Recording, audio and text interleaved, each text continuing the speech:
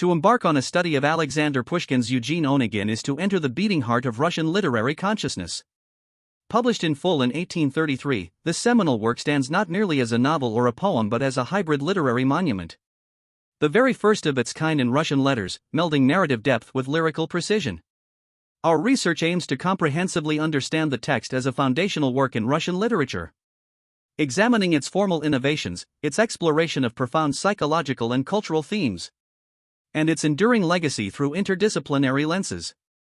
At its core, this investigation seeks to illuminate how the work functions simultaneously as a social chronicle, a philosophical meditation, and an artistic revolution. It captures the tensions of early 19th century Russian society while pioneering new modes of expression in language and form. By analyzing the narrative through frameworks of literary structure, historical context, authorial biography, and cultural ideology, we uncover the mechanisms by which it earned its designation as the national poem of Russia. This narrative journey traces how the author, through a deceptively light tone and seemingly casual digressions, laid the groundwork for the great tradition of Russian realism and shaped the very contours of the Russian soul as it would be understood by Dostoyevsky, Tolstoy, and generations of readers and scholars. To grasp the full significance of the text, one must first engage with the key literary and philosophical concepts that define its structure and meaning. The verse novel, a genre Pushkin effectively invented with this work, operates as a long narrative poem that tells a complex, character-driven story with the depth and scope of a prose novel, yet it is composed entirely in verse. Unlike epic poetry, which often focuses on heroic deeds and mythological themes, this form turns inward, exploring the intimate lives, emotions, and social realities of ordinary individuals. The work exemplifies this approach, blending lyrical introspection with sharp social observation within a meticulously crafted poetic framework. Central to this structure is the Onegin stanza, a unique 14-line sonnet form devised specifically for the narrative. Composed in iambic tetrameter with a precise rhyme scheme of ABABCDEFEG, the stanza became a technical marvel of Russian prosody.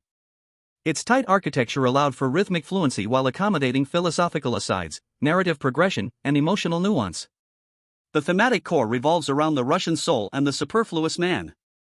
The Russian soul functions not as a mystical essence but as a cultural construct referring to a deep-seated emotional intensity, existential yearning, and inner conflict that the author articulates through his characters.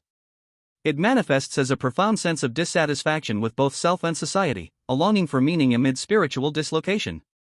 The superfluous man, a term that would become a defining literary archetype, finds its origin in the protagonist himself.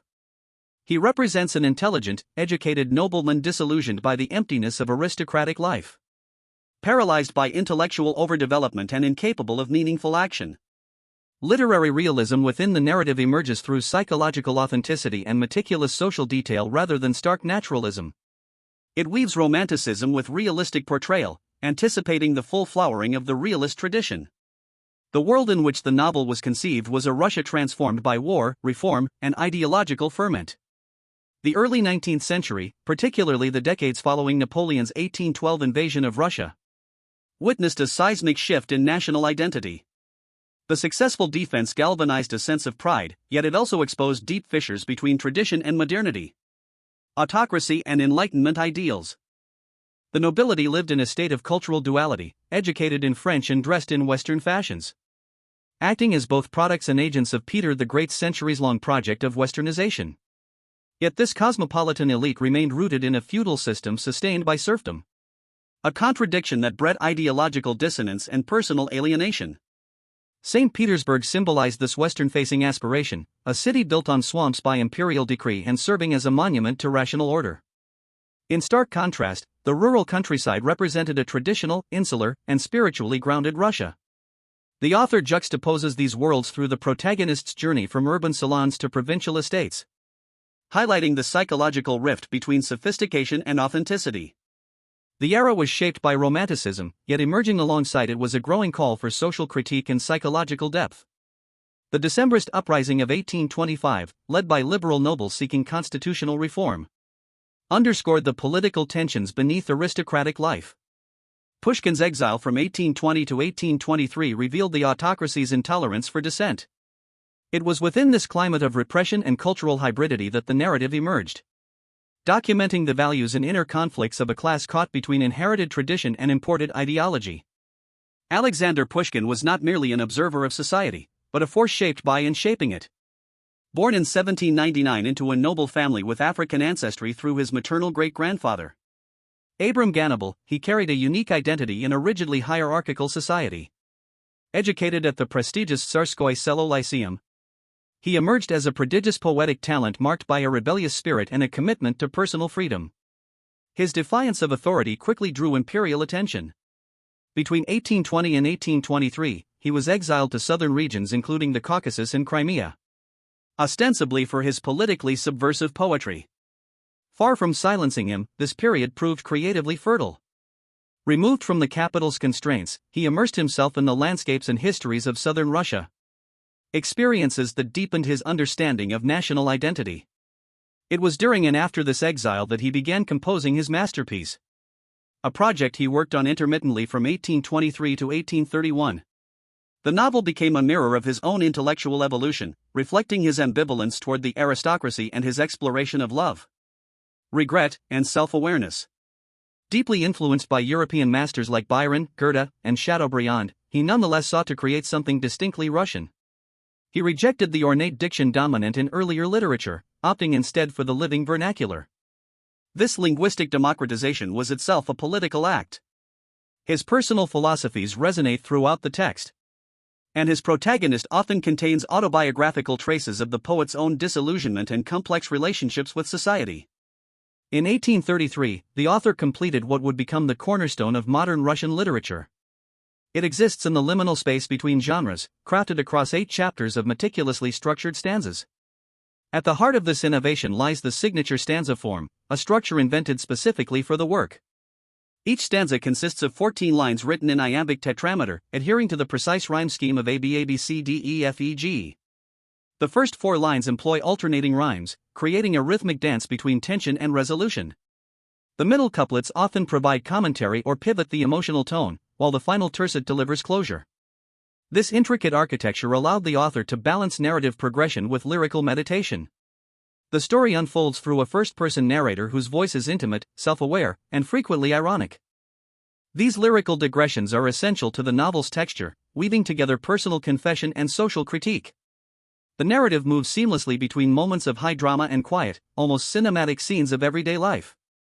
This blend of the grand and the mundane gives the work an unprecedented psychological depth and social realism, earning it Fyodor Dostoyevsky's later accolade as an encyclopedia of Russian life.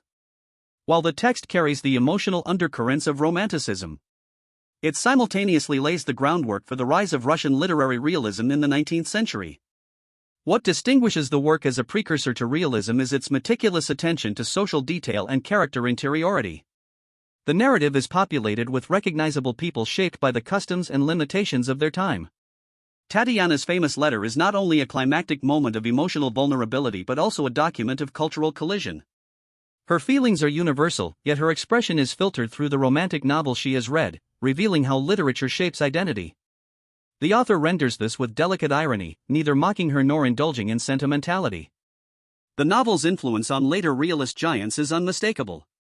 Nikolai Gogol admired its blend of satire and empathy, adopting a similarly layered narrative voice in works like Dead Souls. Ivan Turgenev's Fathers and Sons echoes the generational tensions, while Fyodor Dostoyevsky's deep psychological probing finds early precedent in the portrayal of emotional paralysis. The author avoids neat resolutions, and the protagonist's transformation comes too late to redeem him. In this refusal to idealize, the work becomes one of the earliest monuments to the realist tradition. Emerging from the salons of the capital and the ennui of provincial exile, the protagonist stands as the original embodiment of the superfluous man. This archetype became a defining symbol of 19th-century Russian identity crisis. He is the perfect prototype, educated and cosmopolitan, yet emotionally sterile and spiritually adrift. He moves through life with a detached irony, bored by the very world he inhabits. When a young woman of quiet intelligence pours her soul into a letter confessing her love, he coldly rejects her out of a perverse belief that he is sparing her from illusion. This emotional inaction defines the archetype. He is not evil, nor lazy, but alienated, disconnected from both society and self. He sees through the hypocrisy of the aristocracy yet lacks the will to change it. Pushkin's creation resonated so deeply that it spawned a literary lineage. Mikhail Lermontov reimagines the type in later works, exploring a more self-aware yet equally trapped consciousness. Ivan Goncharov takes the archetype to its extreme with a man so paralyzed by inertia that he cannot rise from his couch. Even in the idealistic orators of later novels, we see the intellectual brilliance and moral impotence that mark the figure. Though later characters push beyond passivity into action, the shadow of the original remains. The archetype is a diagnosis of an era, a nation in transition caught between old hierarchies and uncertain futures. Beneath the polished couplets and social satire lies a profound exploration of the human psyche that anticipates modern psychology and existential philosophy. The protagonist is a case study in emotional atrophy, suffering from ennui, alienation, and existential inertia. He is introduced as a man exhausted by life before he has truly lived it, having sampled every kind of pleasure and found them all a bore. This is a deeper malaise, a loss of meaning in a world where all desires are easily satisfied. Psychologically, he exhibits emotional detachment disorder. He analyzes emotions as if from afar, treating love as a social game rather than a lived experience. Only later, when he encounters the woman again as a poised and dignified figure in society, does he feel the sting of genuine desire. By then, it is too late. She has chosen duty over passion. His awakening is not redemption but reckoning. Philosophically, he embodies the existential condition of bad faith, denying his freedom by pretending he is bound by circumstance. He could have acted, but he chose inaction. In this, he prefigures the existential crises of later literature, where characters like Fyodor Dostoyevsky's Raskolnikov or Ivan Karamazov grapple with guilt and the burden of choice. The author does not judge him harshly, but the novel's enduring power lies in its unflinching portrayal of a soul adrift, eroded by indifference. In the hushed stillness of a provincial Russian night, a young woman sits at her desk, pen trembling in hand. She writes in the language of refinement, yet her words tremble with raw emotion. This is Chapter 4, Letter 6, the moment when Tatyana Larina pours her soul onto paper in a confession of breathtaking vulnerability. Composed of more than 50 lines of iambic tetrameter, this passage is a seismic event in Russian literature. Her love is born of an inner compulsion, a spiritual awakening sparked by an enigmatic presence. The choice of a foreign language heightens the tension between performance and authenticity. The author, through the intrusive narrator, immediately translates this moment back into Russian, both literally and symbolically. This act of translation is a cultural and existential reclaiming of emotional sovereignty. What makes the letter revolutionary is its psychological depth and narrative agency. In an era where women's emotions were typically mediated through male narrators, she speaks in her own voice and assumes full responsibility for her feelings. Her vulnerability is not weakness, but moral strength. The passage becomes a confessional space that fuses romantic passion with startling psychological realism. The structural innovation lies in embedding this deeply personal epistle within a narrative poem, fracturing the expected boundaries of genre. It is not just a love letter, but a declaration of selfhood. The heroine stands as one of the earliest and most fully realized female protagonists in Russian literature, serving not as a passive object of desire but as a subject of her own story. Her journey from a dreamy girl into a woman of quiet dignity defies the static portrayals of femininity common in 19th-century fiction. Feminist criticism has long recognized her as a figure of remarkable agency. When she writes her letter, she breaks social codes and gender stereotypes. She acts out of a profound sense of authenticity, establishing herself as a moral ideal who feels deeply and acts courageously. Her transformation in the later stages is an evolution of her integrity. When the protagonist declares his love years later, she refuses him. She does not deny her passion, but chooses duty and honor. She enacts a form of self-determination not through defiance, but through a conscious, autonomous decision within her circumstances. Contrast this with the male lead, who remains emotionally stagnant. Where she grows, he only repeats his patterns. Her moral clarity illuminates his spiritual poverty. Her arc becomes a quiet critique of patriarchal structures, embodying self-determination by navigating society with conscience and courage. The phrase Russian soul evokes a complex constellation of ideas, including spiritual yearning and existential sorrow. The author gives this abstract notion its most enduring literary incarnation through the heroine. She is the embodiment of the concept in its most authentic form. Her inner life is revealed not only in her letter, but in her dreams and her reverence for the natural world. Her famous dream sequence draws from peasant folklore and subconscious dread, blending the mystical with the psychological. It grounds her character in the soil of tradition, distinguishing her from westernized superficiality. The author contrasts her depth with the protagonist's profound emptiness. He is the prototype of the detached aristocrat, spiritually barren and treating love as a game. His alienation reflects the crisis of an intelligentsia severed from both Western rationalism and native tradition. Yet even the narrator participates in the exploration of national identity. His intrusive voice creates a tripartite structure of consciousness. Through this interplay, the text interrogates what it means to be Russian in an age of transformation.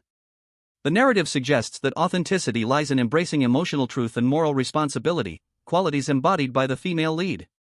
This process reflects the broader theme of national becoming. Beneath the lyrical beauty lies a sharp undercurrent of satire aimed at the aristocracy. The author wields irony like a scalpel, dissecting the hollowness of noble society. His critique spans social rituals and the fatal absurdities of dueling culture. The novel opens with a portrait of shallow cosmopolitanism, where the library is more for show than use. The dominance of French among the elite symbolizes a deeper cultural alienation. These nobles speak the language of Enlightenment thinkers but remain disconnected from their own people and land. Social rituals are equally hollow. The ballroom scenes are rendered as theatrical farces. Even the rejection of sincere love is framed as a failure of imagination. Most damning is the treatment of the duel, a ritualized murder disguised as honor. A young poet is goaded into a fatal duel with his friend Lenski over a trivial misunderstanding. The narrator laments this death with quiet grief, underscoring the waste of youthful idealism in a world governed by empty codes. Through these critiques, the text exposes the superfluity of a class that has lost its moral compass. The ultimate superfluous figure survives only because he is numb, while the introspective woman embodies the future. The satire is a call for authenticity in a world drowning in artifice.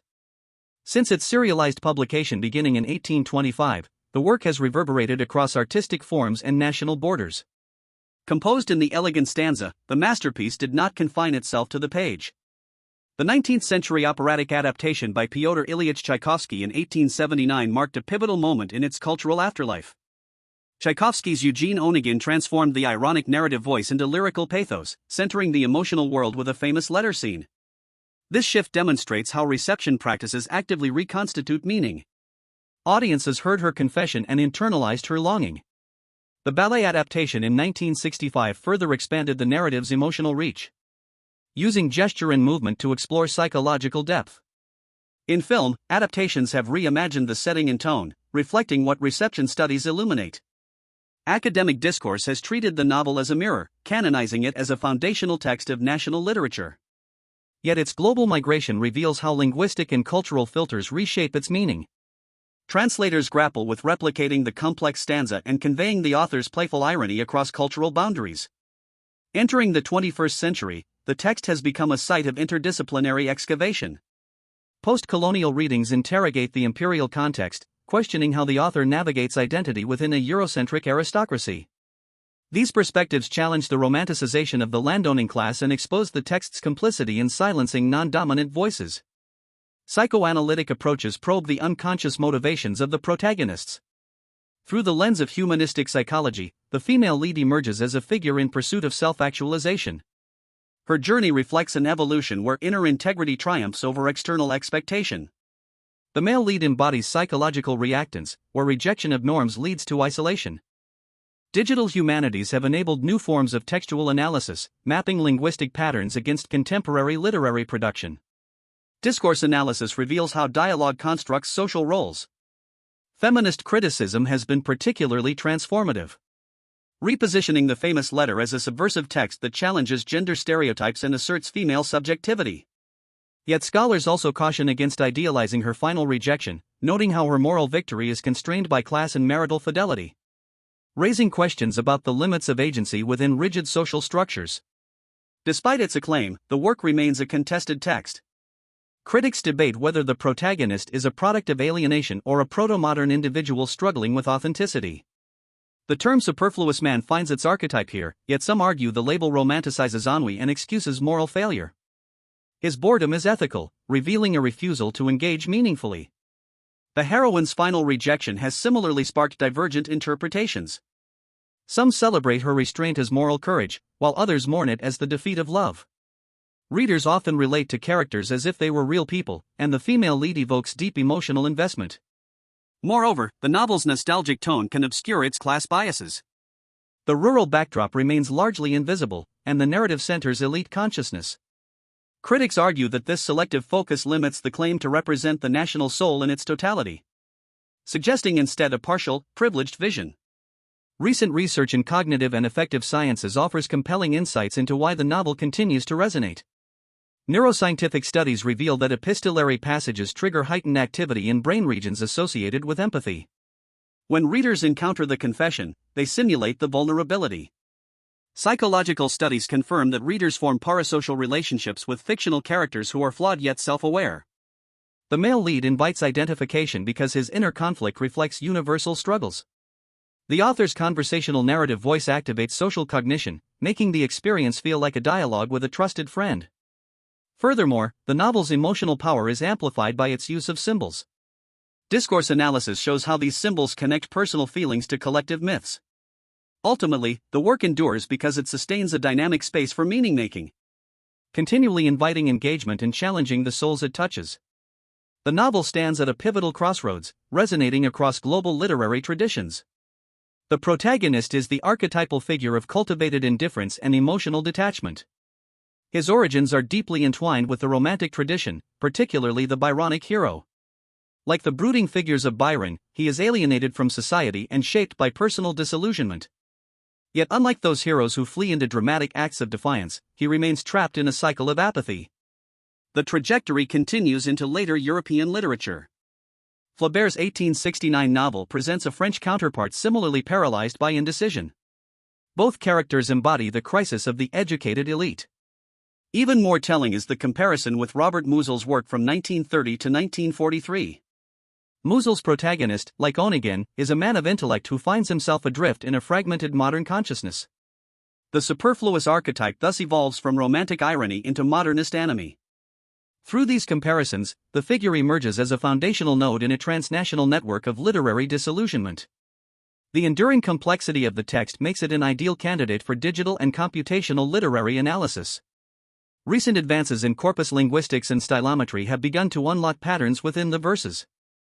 Probabilistic models map thematic trajectories across the chapters, identifying clusters of language associated with love and social ritual.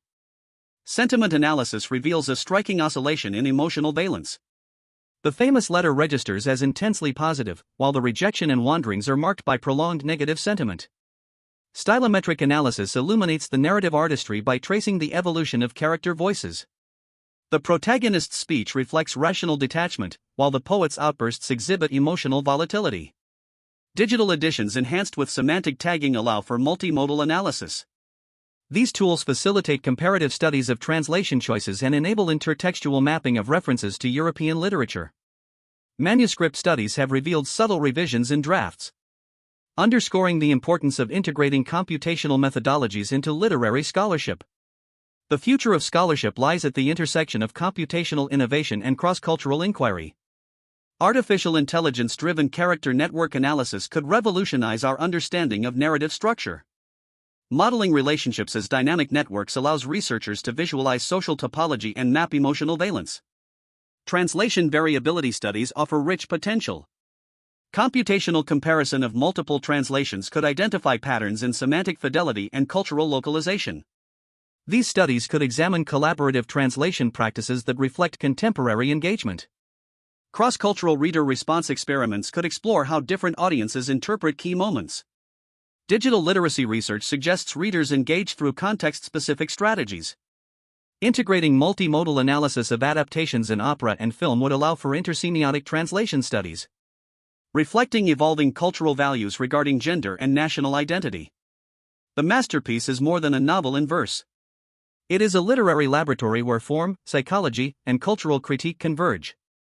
It inaugurates the tradition of psychological realism while embedding a profound meditation on identity, alienation, and national becoming. The superfluous figure is a prototype whose influence radiates across traditions. His irony and ultimate regret capture the dissonance of modern subjectivity long before the term existed. Yet the emotional core rests with the heroine, whose journey embodies resilience and self-possession. The signature stanza acts as a structural metaphor for the tension between constraint and expression. This fusion of poetic mastery and psychological insight positions the text as a unique hybrid. Today, computational methods reveal new dimensions of this masterpiece by mapping sentiments and comparing translations. These tools deepen our appreciation by exposing intricate patterns. Ultimately, the work endures because it speaks to the universal human condition, uniting poetic form with national identity and historical specificity with timeless resonance.